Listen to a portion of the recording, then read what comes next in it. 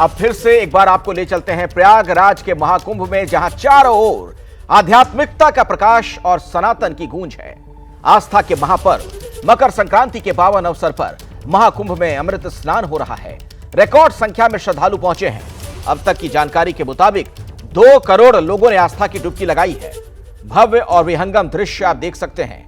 लाखों लोग वहां पर मौजूद। महाकुंभ के पहले अमृत स्नान में अखाड़ों का स्नान जारी है।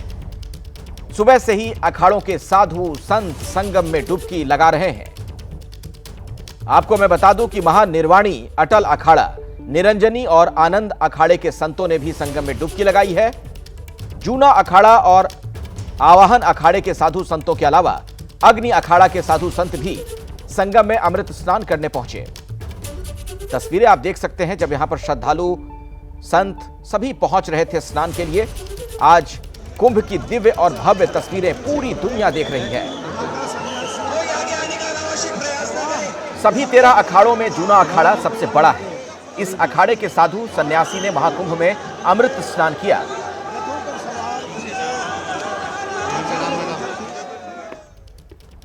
आनंद अखाड़े की तस्वीरें हम आपको अब दिखा रहे हैं। आनंद अखाड़े के लोग जब यहां पर पहुंचे साधु संत स्नान के लिए, उस दौरान का दृश्य आप देख सकते हैं। तो सनातन का यह सबसे बड़ा मेला आप देख रहे हैं। बड़ी संख्या में साधु संत आम श्रद्धालु पहुंचे हुए हैं। भव्य दिव्य महाकुंभ की तस्वीरें एबीपी न्यूज पर आप आज सुबह से लगातार देख रहे हैं। तो आनंद अखाड़ा जब यहां पर पहुंचा, उस दौरान का दृश्य आपके सामने है। एक एक करके तमाम अखाड़े के साधु संत यहां पर स्नान के लिए पहुंच रहे हैं। ये निरंजनी अखाड़े की तस्वीर अब आप देखिए जरा। तमाम जो अखाड़े हैं उन्हें अलग अलग समय आवंटित किया गया है ताकि किसी तरह की दिक्कत ना होने पाए, कोई अवरोध ना हो, कोई बाधा ना हो। सुबह लगभग 7 बजे के आसपास निरंजनी अखाड़ा, पंचायती अखाड़ा आनंद पहुंचा था। सुबह 6:15 बजे पंचायती अखाड़ा महानिर्वाणी शंभू पंचायती अटल अखाड़ा के साधु संत पहुंचे थे। जूना अखाड़ा, आवाहन अखाड़ा, पंचाग्नि अखाड़ा, ये तमाम जो अलग अलग अखाड़ों के नाम हैं, उनसे जुड़े हुए जो साधु संत हैं वो स्नान के लिए पहुंच रहे हैं। हर किसी को अलग अलग समय आवंटित किया गया है। और दोपहर 3:40 का वक्त जब निर्मल अखाड़ा के साधु यहां पर पहुंचेंगे, वो आखिरी स्नान होगा आज का। ये जो अमृत स्नान के लिए साधु संत यहां पर पहुंचे हैं। और आज मकर संक्रांति पर महाकुंभ में पहला अमृत स्नान है। संगम तट पर बड़ी संख्या में श्रद्धालु दिखाई दे रहे हैं। साथ ही काफी श्रद्धालु पवित्र स्नान करते नजर भी आए।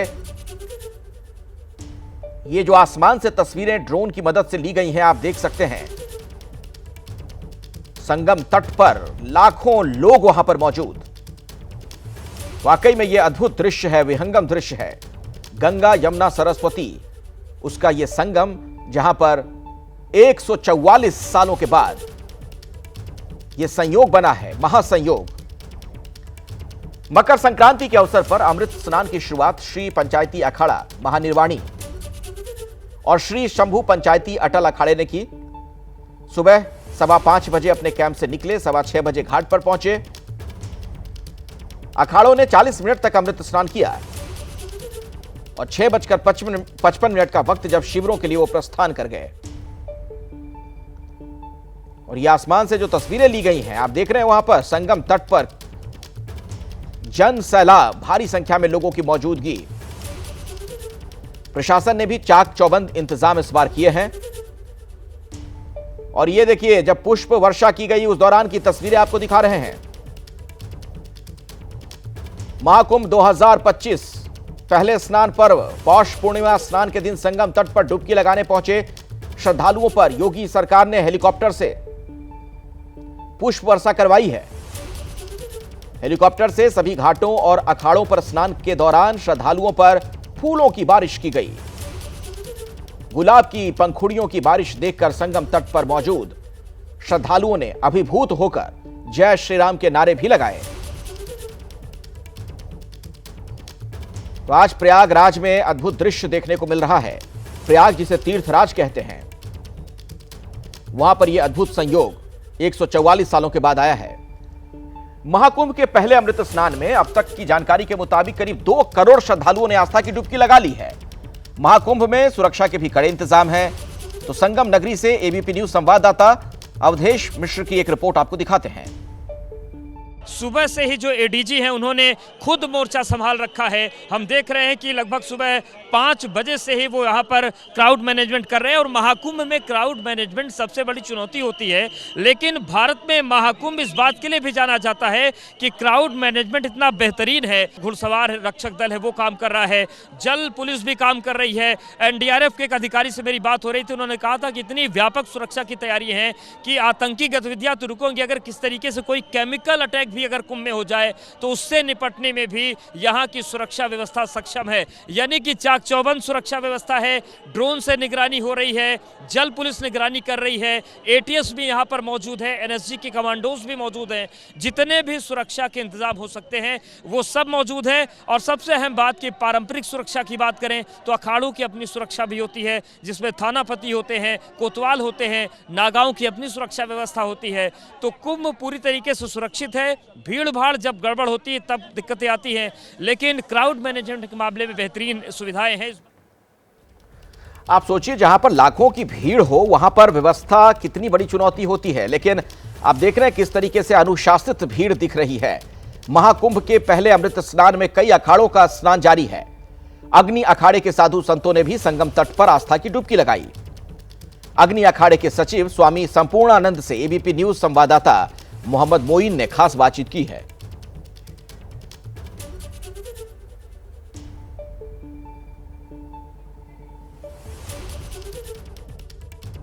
प्रयागराज महाकुंभ में आज मकर संक्रांति पर अखाड़ों के संत महात्मा अमृत स्नान कर रहे हैं और हमारे साथ बात करने के लिए अग्नि अखाड़े के सचिव स्वामी संपूर्णानंद जी महाराज हैं। क्या कुंभ जैसे आयोजन पर, जो कि सनातनियों का सबसे बड़ा समागम है, यहाँ राजनीति की जाना ठीक है?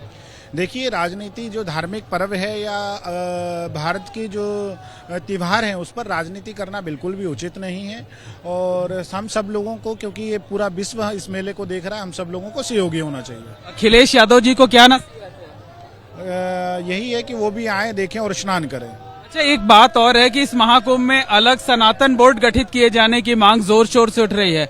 आप क्या सोचते हैं, आपका किस तरह से समर्थन रहेगा? देखिए, ये भारत में एक ही सूत्र है, वसुदेव कुटुंबकम, और पूरा भारत जो है वो परिवार की तरह है और पूरा परिवार एक है। और जो लोग मांग कर रहे हैं और उन सब पे विचार विमर्श चल रहा है और आगे जाके भविष्य में इस विचार किया जाएगा। मतलब लोग कह रहे हैं कि अगर वक्फ बोर्ड है तो सनातन बोर्ड भी होना चाहिए। बिल्कुल ठीक है, ये इन सब चीजों पे चर्चा होगा, क्योंकि आज तो पर्व है, आज तो उत्तरायण का दिवस है। और आइए आपको हम ये तमाम दृश्य दिखाते हैं। आज ये जो मकर संक्रांति का मौका है, पावन मौका है, आप देख रहे हैं किस तरीके का दृश्य देखने को मिल रहा है। अयोध्या से लेकर वाराणसी, हरिद्वार, पटना, कोलकाता, गंगा सागर, हर जगह जो भक्तगण हैं, जो श्रद्धालु हैं, वो बिल्कुल भक्ति भावना से अभिभूत हैं। और ये जो धर्म नगरी है वहां पर तो खास तौर पर आप देखिए किस तरीके का उत्साह देखने को मिला है। आज दरअसल नदियों में स्नान का भी अपना महत्व होता है। ऐसे में लोग डुबकी लगाने के लिए पहुंचे हैं, वो तस्वीरें भी हम आपको दिखा रहे हैं। मेरे साथ अलग अलग जगहों से, वहां से प्रयागराज से हमारे कई सहयोगी जुड़ गए हैं। मेरे साथ अवधेश जुड़ चुके हैं, मेरे सहयोगी मोहम्मद मोइन आपको नजर आ रहे हैं, विशाल पांडे भी हमारे साथ मौजूद हैं, विवेक राय भी हमारे साथ हैं। सबके पास हम चलेंगे, लेकिन विशाल पहले आपके पास ही मैं आना चाहूंगा। अभी आप वहां कहां पर मौजूद हैं, इस कुंभ में किस क्षेत्र में हैं आप और क्या कुछ देख पा रहे हैं?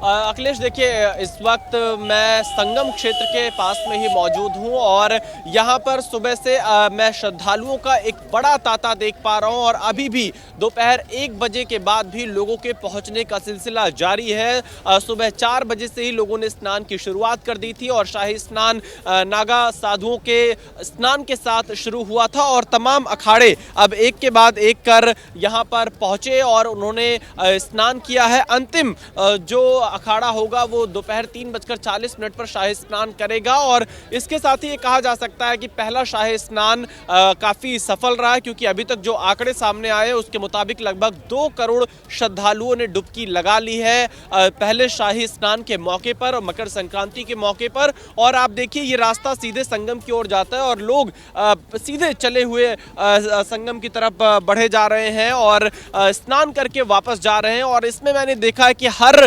वर्ग के लोग, हर तबके के लोग यहाँ पर पहुंच रहे हैं। और साधु संतों से जब हमने बातचीत की वो काफी खुश नजर आए, क्योंकि उनका शाही स्नान आज पहला था महाकुंभ में। और बड़ी संख्या में अखिलेश यहाँ पर विदेशी भी हमें मिले जो कि महाकुंभ में संगम में डुबकी लगाने के लिए आए। और कई ऐसे रिसर्चर्स मिले, कई ऐसे विदेशी पत्रकार मिले जो कुंभ को समझने के लिए आए हैं, अपने देश के लोगों को दिखाने के लिए आए कि आखिरकार महाकुंभ का आयोजन कैसे होता है, इतने बड़े स्तर पर कैसे करोड़ों लोग एक साथ जुटते हैं और क्या कुछ मैकेनिज्म रहता है उसको समझने और उससे लोगों तक बताने के लिए यहाँ पर पहुंचे हुए हैं। बिल्कुल। और देखिए बिल्कुल अनुशासित भीड़ है, हर जगह की जो तस्वीरें नजर आ रही है क्रमबद्ध होकर लोग चलते फिरते हुए दिख रहे हैं। अवधेश भी वहीं पर मौजूद है मेरे सहयोगी। अवधेश, आपकी तो व्यक्तिगत तौर पर भी धर्म में अध्यात्म में रुचि है, अब तक के जो आयोजन होते रहे कुंभ के और अब ये आयोजन, कितना बड़ा अंतर आप देख रहे हैं, क्या खास इस बार आपको दिखा है?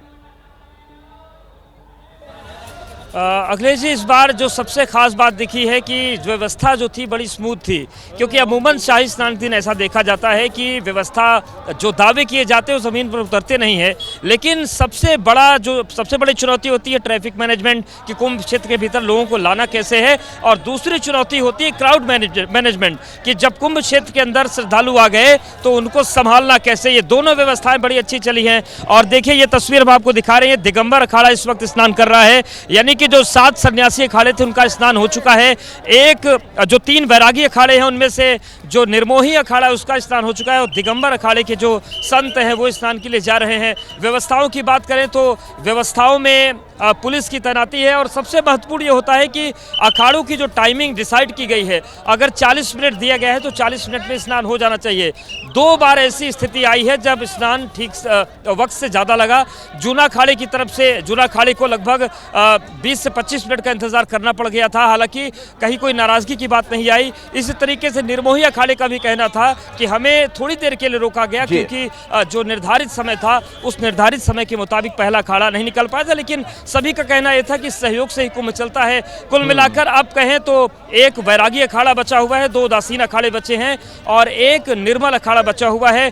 कह सकते हैं कि शांतिपूर्ण संपन्नता की तरफ प्रथम शाही स्नान बढ़ रहा है। तो ये सनातन का जो संगम है, ये जो दृश्य देखने को मिल रहा है, इस मेले की तस्वीरें जो देख रहे हैं आप एबीपी न्यूज पर। अब जरा विवेक राय के पास चल लेते हैं, मेरे एक और सहयोगी हमारे साथ जुड़े हुए हैं। विवेक, आप वहां से क्या दिखाएंगे, क्या कुछ आपको नजर आ रहा है, जरा दर्शकों तक पहुंचाइए।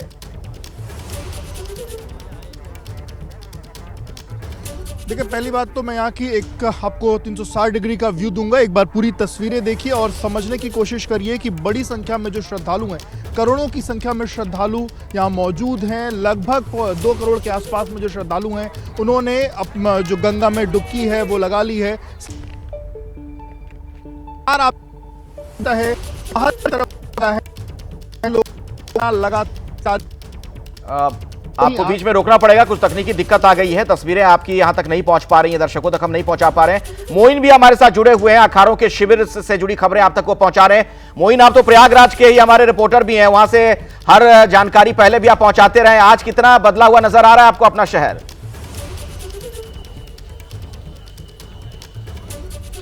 देखिए, आप पूछ रहे हैं कि कितना बदला हुआ नजर आ रहा है प्रयागराज। अगर इसे शब्दों में कहा जाए तो कहा जा सकता है कि अद्भुत, अतुलनीय, अविश्वसनीय। तो और इसके साथ साथ ये भी कहा जा सकता है कि न भूतो न भविष्यतो। प्रयागराज में मैंने कई कुंभ, महाकुंभ कवर किए हैं, लेकिन इस तरीके का अद्भुत नजारा, विहंगम नजारा इससे पहले कभी नहीं देखा गया। इतनी भीड़ तो हमें मौनी अमावस्या का जो पर्व होता है, सबसे बड़ा पर्व, उस पर देखने को मिलता था। अब तक का जो आंकड़ा सामने आया है उसके मुताबिक दोपहर 1 बजे तक 2.25 करोड़ से ज्यादा लोगों ने गंगा, यमुना और अदृश्य सरस्वती की त्रिवेणी में आस्था की डुबकी लगा ली है। और उम्मीद उम्मीद ये जताई जा रही है कि शाम तक ये आंकड़ा 3 करोड़ की संख्या को पार कर जाएगा। कल हमने तस्वीरें दिखाई थी कि पौष पूर्णिमा पर यूपी की योगी सरकार की तरफ से जो श्रद्धालु हैं उन पर पुष्प वर्षा हेलीकॉप्टर से कराई गई थी और आज भी पुष्प वर्षा शुरू हो चुकी है। हेलीकॉप्टर एक राउंड आ चुका है, एक राउंड पुष्प वर्षा उसने कर दी है। अभी दूसरा और तीसरा राउंड बाकी है, तो अगले कुछ मिनटों में फिर से फूल लाद कर हेलीकॉप्टर आएगा और सेकंड राउंड और थर्ड राउंड पे फिर से जो है वो हेलीकॉप्टर के जरिए जो चलिए, तो वो तस्वीरें भी मोइन आगे आप दर्शकों को दिखाइएगा। तो प्रयागराज में महाकुंभ का आज दूसरा दिन, मकर संक्रांति के अवसर पर अमृत स्नान चल रहा है। अलग अलग अखाड़ों के साधु संतों का संगम तट पर जमावड़ा है। इनके साथ शिष्यों की टोली भी आई है, जिनमें से कुछ सुर्खियों में है। एक साध्वी, हालांकि वो दावा करती है कि वो साध्वी नहीं है। संतों की संगत और भगवा वस्त्र में उन्हें हर कोई साध्वी ही कह रहा है। उनका नाम है Harsha Richharia. Harsha social media influencer हैं। हर्षा निरंजनी अखाड़े से जुड़ी हुई हैं। इन्होंने 2 साल पहले स्वामी कैलाशानंद से मंत्र दीक्षा ली है।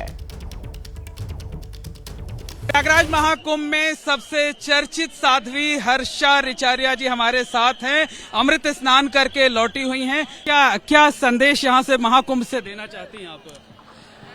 संदेश मैं यही देना चाहती हूँ कि अपने धर्म संस्कृति से जुड़े रहिए, इनको फॉलो कीजिए, इनका अनुसरण कीजिए और ये जो महाकुंभ है इसका हिस्सा बनिए। अच्छा, ये अमृत स्नान आपने किया है, किस तरीके की अनुभूति हुई है आपको? बहुत अच्छी अनुभूति हुई है क्योंकि इसका हम बहुत इंतजार कर रहे थे। अच्छा हर्षा जी, सनातन धर्म को बढ़ाने के लिए क्या कोशिश करेंगी आगे भविष्य में?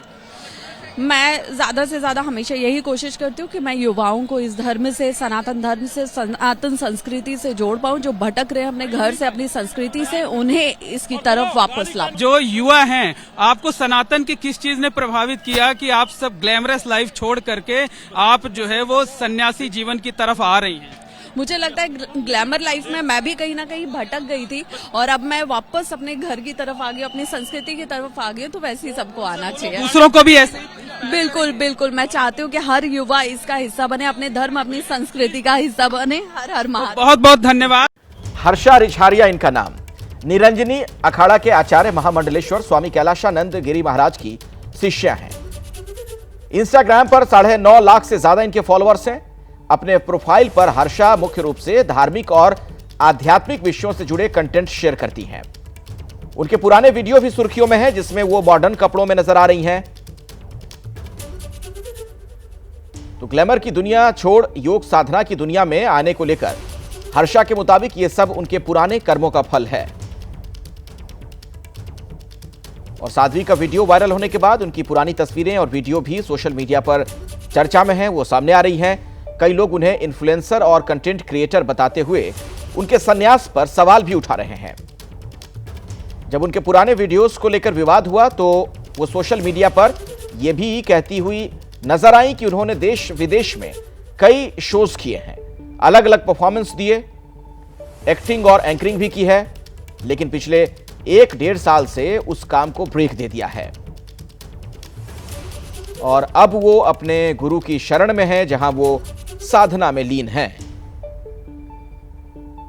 तो ये पुरानी तस्वीरें भी उनके सामने आ रही हैं। उनके इंस्टाग्राम हैंडल पर ये वीडियोस हैं। तो पहले इनका ग्लैमरस अवतार नजर आता था सोशल मीडिया पर और अब बिल्कुल अलग तरीके से ये जीवन यापन करना चाहती हैं। तो स्वामी कैलाशानंद की शिष्या बन गई हैं और वो जो आप देख रहे हैं तीसरी तस्वीर, उसमें आप देख पा रहे हैं स्वामी जी के साथ उनको। तो हर्षा का अलग रंग, ग्लैमर से मोह भंग किस तरीके से हुआ है वो भी हम आपको बता दें। अपनी सुंदरता को लेकर चर्चा में आई हर्षा ने कैलाशानंद महाराज से दरअसल मंत्र दीक्षा ली। हर्षा सनातन के रास्ते पर चलने वालों के लिए प्रेरणा बनना चाहती हैं। उत्तराखंड की मूलतः रहने वाली हैं हर्षा। साध्वी बनने से पहले एक सामान्य जीवन जी रही थी।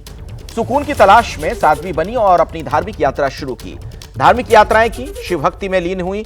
हर्षा केदारनाथ भी गईं, बद्रीनाथ के भी दर्शन किए, कई मंदिर गईं। हर्षा के इंस्टाग्राम पर उनकी जीवन शैली और उनकी धार्मिक यात्रा के साथ साथ उनके मेकअप वीडियो भी पोस्ट किए जाते रहे हैं। उनके सोशल मीडिया प्रोफाइल पर कंटेंट धार्मिक होता है, लेकिन मेकअप और शो होस्टिंग के वीडियो भी शामिल हैं। ऐसे में सोशल मीडिया पर कुछ सवाल भी उठाए जा रहे हैं। और इसे सनातन धर्म का अपमान भी कुछ लोग बता रहे हैं। तो उनके अलग अलग रील्स भी आप देख रहे हैं सोशल मीडिया पर, जो उनके रील्स वायरल हैं। अचानक से महाकुंभ के दौरान जब वो नजर आई, कुछ इंटरव्यूज जब उन्होंने दिए, चर्चा में है लगातार। मूलतः उत्तराखंड की रहने वाली हैं हर्षा और एक इन्फ्लुएंसर के तौर पर, कंटेंट क्रिएटर के तौर पर उनकी पहचान रही। इंस्टाग्राम पर उनका अपना हैंडल भी है जिस पर अलग अलग अंदाज में वो समय समय पर दिखती रही हैं। अभी अचानक बहुत ज्यादा चर्चा में आ गई हैं और उनकी सोशल मीडिया पर फैन फॉलोइंग भी अचानक से बढ़ गई है। ये हम कुछ अलग अलग तस्वीरें, कुछ वीडियो आपको दिखा रहे हैं। तो पहले एंकर के तौर पर हर्षा नजर आती थी, मॉडलिंग करती भी दिखती थी, बिल्कुल उनका एक ग्लैमरस अंदाज देखने को मिलता था सोशल मीडिया पर। लेकिन अब उनका कहना है कि जीवन पूरा बदल चुका है उनका, साध्वी बनने की ओर अग्रसर। स्वामी कैलाश आनंद के साथ वो नजर आती हैं, उनकी शिष्या बन चुकी हैं। और कुछ ऐसे वीडियोस पहले वो डालती रही हैं जिसमें वो पूजा पाठ करती नजर आती रही हैं। महाकुंभ का जो पहला अमृत स्नान है वो आज सुबह 6:15 बजे से शुरू हुआ। अब उसके बारे में भी कुछ जानकारी आपको दे दें। देश ही नहीं बल्कि विदेशों से भी लोग इस अद्भुत आध्यात्मिक अनुभव के साक्षी बनने के लिए पहुंचे। देखिए तस्वीरें जरा।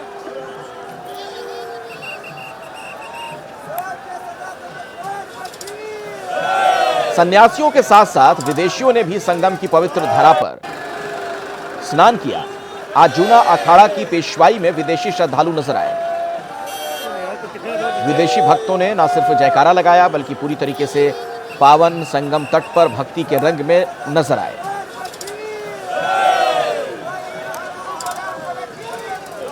बड़ी संख्या में विदेशी जो श्रद्धालु हैं वो भी शाही स्नान के लिए रवाना हो रहे हैं। What's your name? Natalie, from which country you are here? I'm Ukrainian, but I come from Israel. Oh, you are coming from Israel. Yes. So, how did you plan to come in Prayagraj Mahakumbh?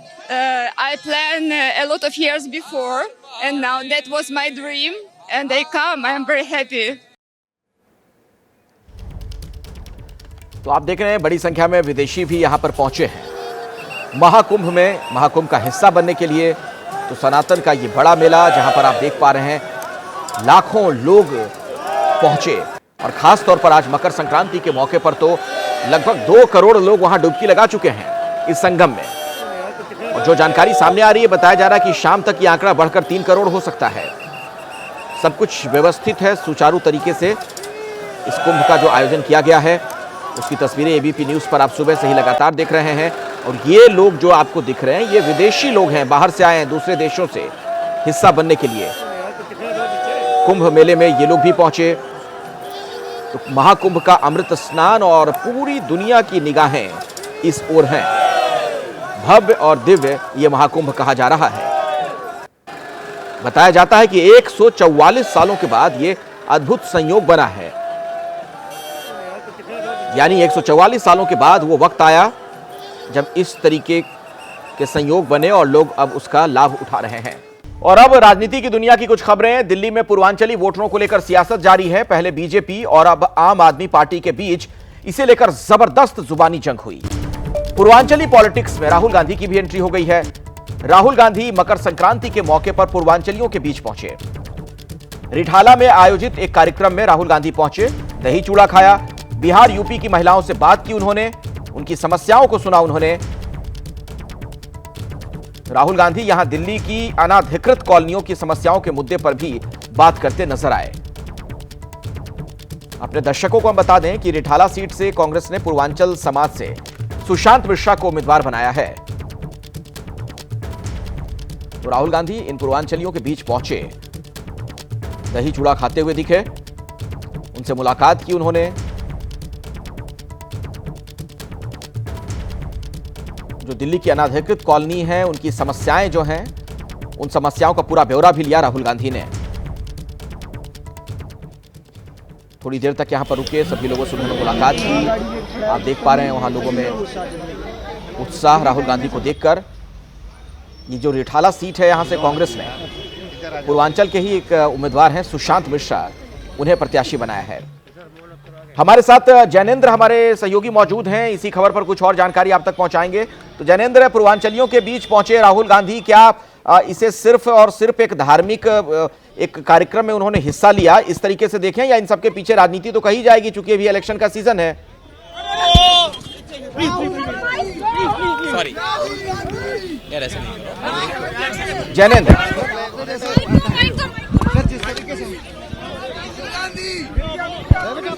तो मेरी आवाज शायद नहीं पहुंच पा रही है जैनेंद्र तक, दोबारा हम चलेंगे उनके पास। ये देखिए राहुल गांधी जब यहां पहुंचे हैं, रिठाला इलाके में इन लोगों से मिलते जुलते हुए नजर आए। पूर्वांचल के ये लोग,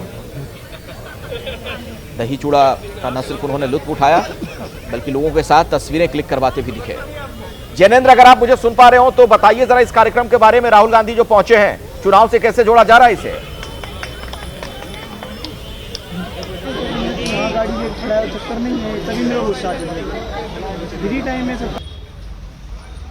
तो दिल्ली में चुनाव और क्या यह है दही चूड़ा वाला दाव, ये सवाल भी पूछा जा रहा है। पूर्वांचलियों से राहुल गांधी ने मुलाकात की, दही चूड़ा कार्यक्रम में शामिल हुए, दही चूड़ा खाते हुए नजर आए, लोगों के साथ बातचीत उन्होंने की। अनाधिकृत जो कॉलोनियों में रहने वाले लोग हैं उनकी समस्याओं का हाल भी उन्होंने जाना। और चूंकि दिल्ली में चुनाव है तो जाहिर तौर पर इस दौरे को चुनाव से भी जोड़कर देखा जा रहा है। तो दिल्ली चुनाव पर क्या राहुल गांधी का यह नया दाव है?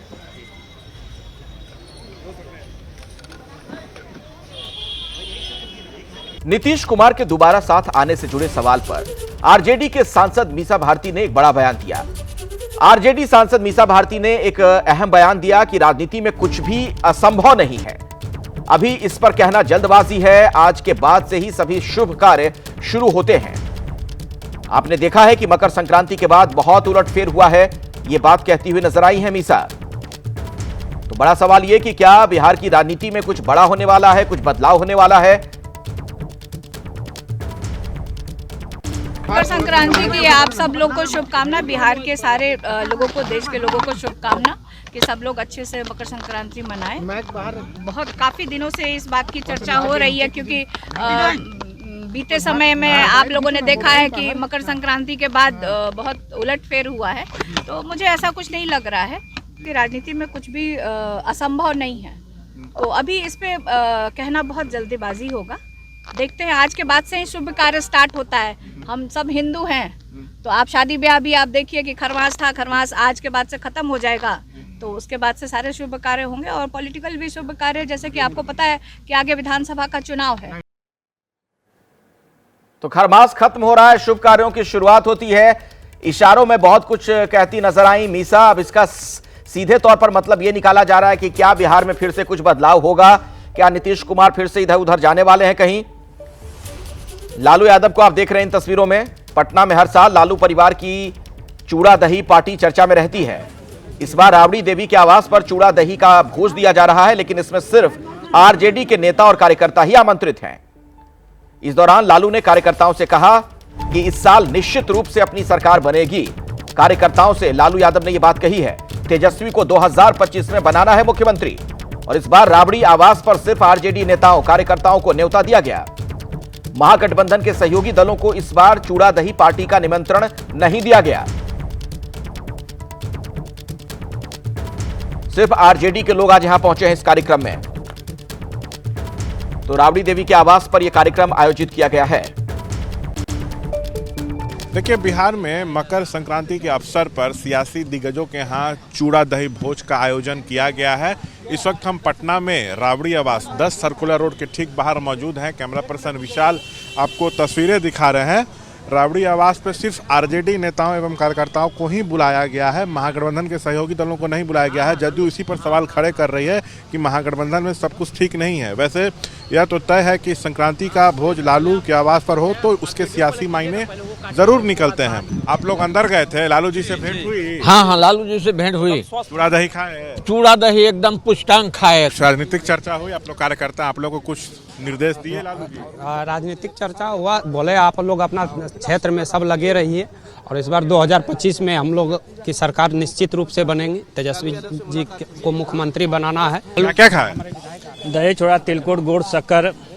ये क्या बोल रहे हैं कि लालू जी कहे कि तेजस्वी को सीएम बनाना है सरकार? जी जी, क्या बोले लालू जी? लालू जी बोला कि तेजस्वी का सरकार बनाना है।